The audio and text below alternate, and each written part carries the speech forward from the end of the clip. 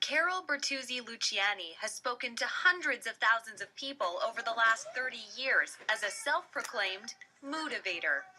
My grandmother used to say, Effie. I tell a lot of stories. I use props. I am absolutely not against making myself look foolish. I want them to be able to relate to me. I want them to trust me. I want them to think, yeah, this could be fun. The messages aren't, oh my goodness, they're like, yeah, that makes a lot of sense. I can't vow to change their life.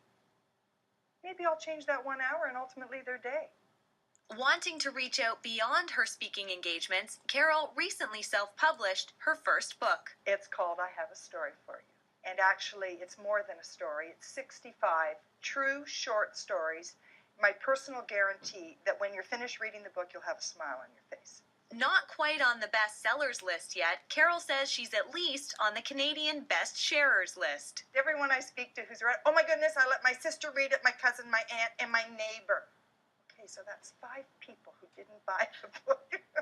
Not your typical motivational speaker, Carol says she uses a simpler, less glamorous approach, taking what she calls the sidewalk view on life. The information I'm sharing with people, whether it be in my blogs or my presentations or my book, is, you know what?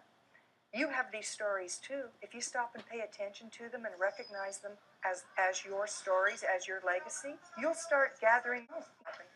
Enough of the doom and gloom. It's out there. We all have it. We can't necessarily do anything about it, but as long as we collect just as much joy as we do woe, hey, there's the balance. People go through life with blinders that are attached to their head. I believe that if the very most that I do in an hour presentation with my audience is I get them feeling better as they leave than when they walked in, I have been successful at what it is that I do for a living.